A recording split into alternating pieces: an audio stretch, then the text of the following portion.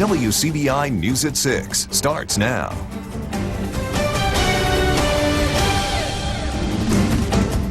Good evening, everyone. A bicyclist is hit by a vehicle in East Columbus this afternoon. The crash happened in the 1700 block of Alabama Street.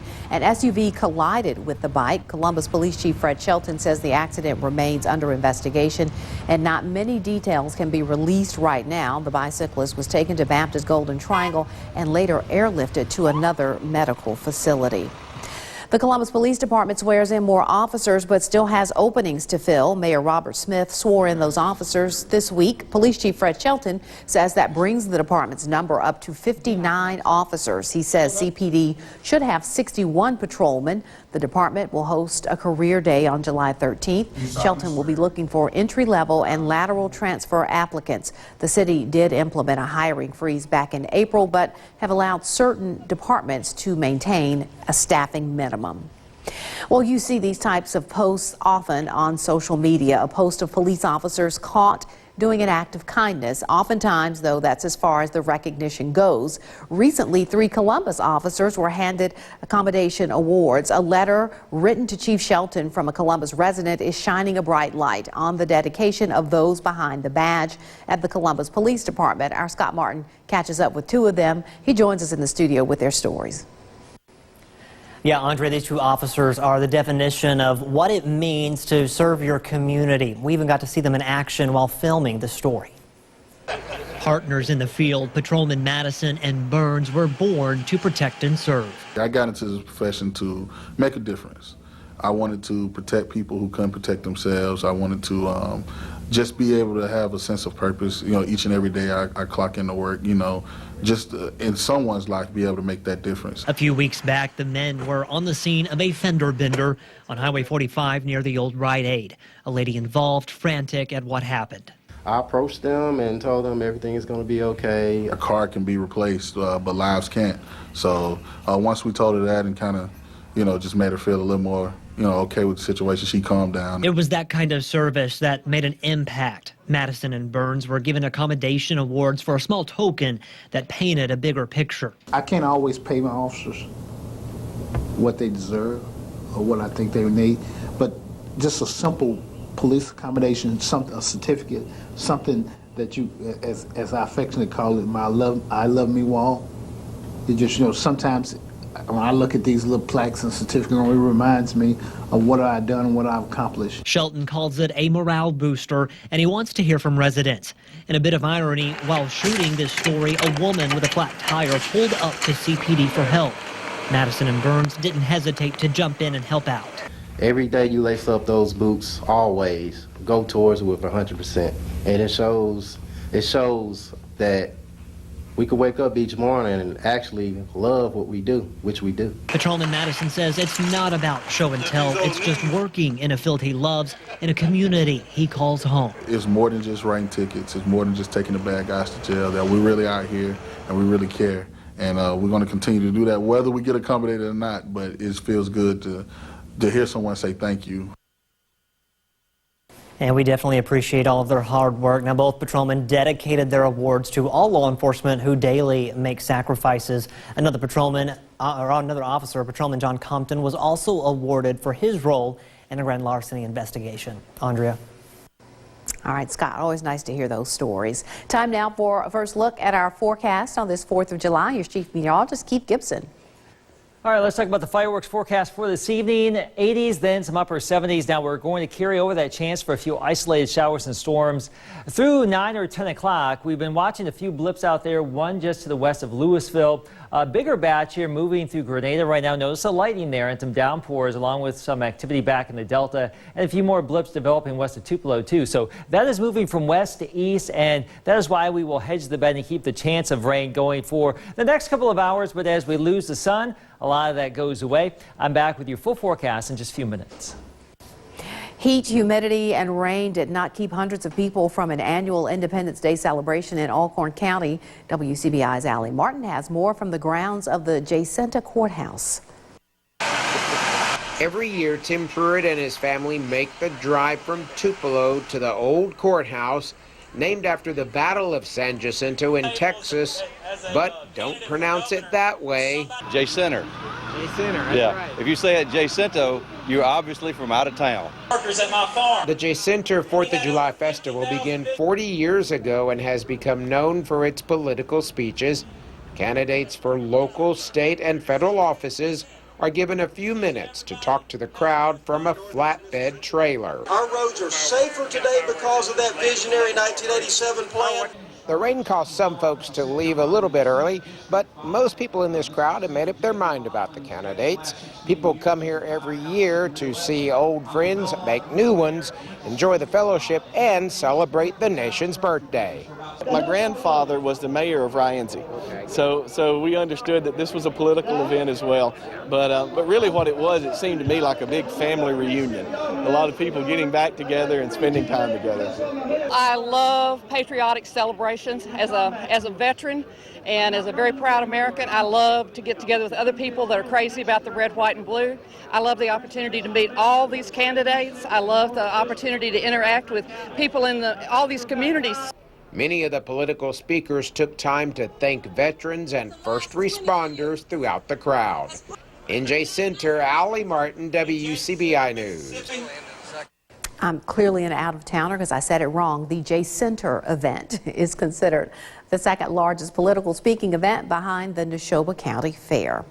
Well, July 4th is about a month away from the primary election, so today Smithville found a way to celebrate Independence Day by promoting our democracy. Political candidates took front stage today at Memorial Park. There was also entertainment between those stump speeches. Folks could even participate in the watermelon eating and seed spitting contest. For organizers, this is a celebration of our country and a town on the rebound. 8 years ago, we were hit by the tornado, and we are wanting to bring our community together.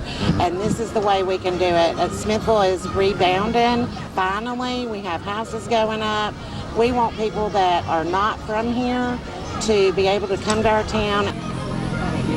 There was also patriotic-themed events throughout the day. The fireworks will begin at 9 o'clock tonight. A community organization in Alabama is using this 4th of July holiday to honor the men and women who serve. The Halos in Millport are hosting their annual fireworks show at the town's walking park tonight. As part of the festivities, they have built a memory wall that will have the names of people in the community who are serving or have served in the military. Almost 200 names have been submitted. The wall will be illuminated during the fireworks show later tonight. This event today also featuring entertainment, food, and a contest for the most patriotic costume.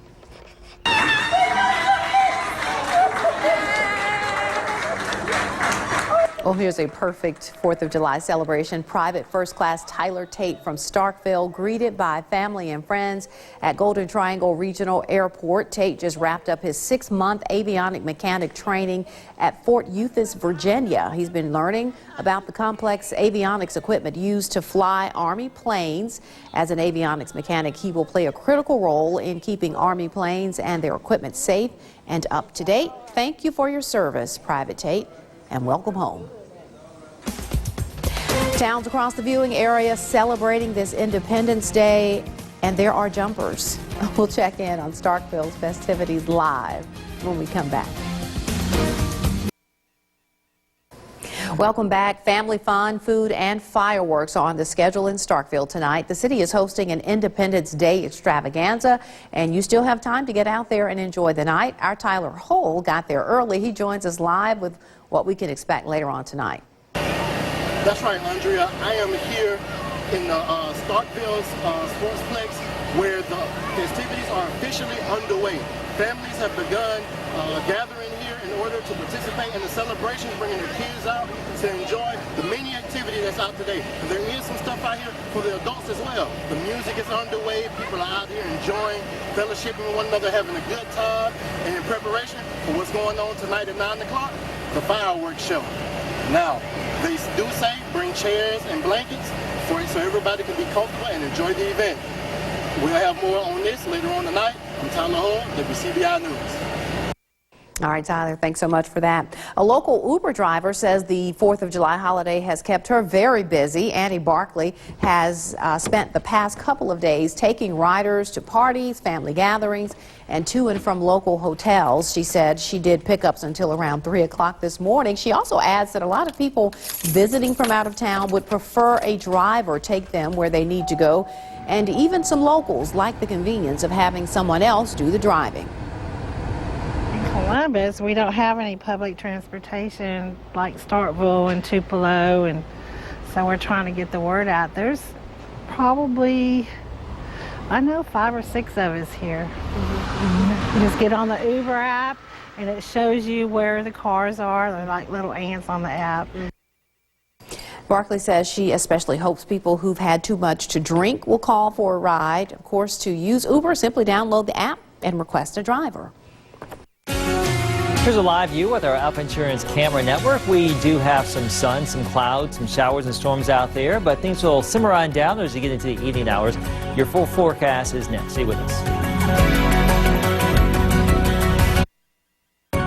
Your WCBI First Alert AccuWeather forecast with Chief Meteorologist Keith Gibson. Today's forecast panned out. Warm and humid pop-up showers and storms. You can see that there in Louisville today. Other spots staying dry so far, but we still have a little bit of rain on radar. Let's inspect one little blip here, a dying shower west of Louisville there in Winston County. We've been watching a few blips there west of Tupelo, south of Pontotoc, right there, east of the Buckhorn community in Pontotoc County. The bigger complex is out in Grenada County and back into the Delta. Heavy rain, some thunder and lightning, some refreshing breezes, and all of that is moving from west to east. And that actually did produce, this complex did produce a wind gust to 47 miles per hour out here in the Delta. But we should not see severe weather around here, but that complex could be kicking up some gusty wind as it moves from west to east right there. So heads up in Grenada County and eventually maybe Calhoun County, northwestern parts of Webster County too, before that in general starts to fall apart later on this evening. Most of us not seeing a lot, and by 10 o'clock we don't really expect a lot around here, so fingers crossed for your backyard fireworks display or even one of those professional displays here this evening. And when you wake up tomorrow on Friday, variably cloudy, warm and sticky on Friday, much like today. We'll bubble up some of these showers and storms on a scattered basis, so it's just random luck if you get one of those storms to find your area. They'll go away tomorrow evening once the sun goes down. We'll do it all again on Saturday. Now, the heat index tomorrow and Saturday around 100, give or take.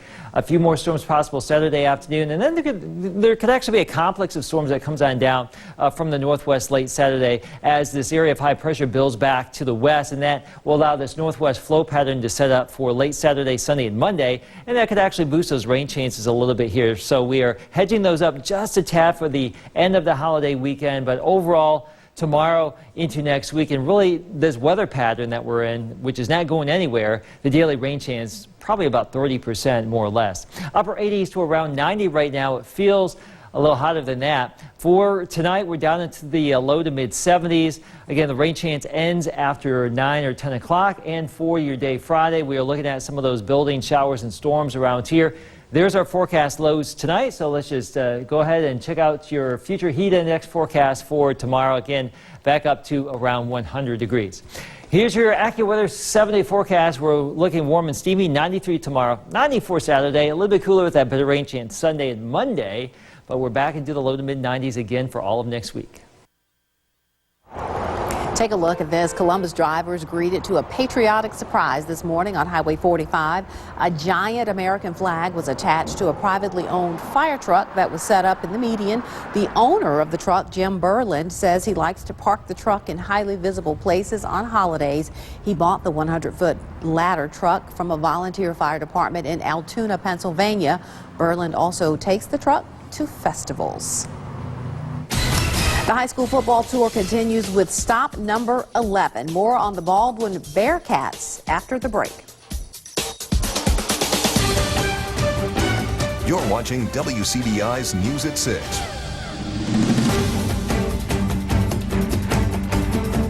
Thanks for tuning in. I'm Chris Bolton. The next stop on our high school football tour checks in with the Baldwin Bearcats, a team that's continuously working to rebuild after losing lots of experience. Baldwin is stop 11 on the high school football tour.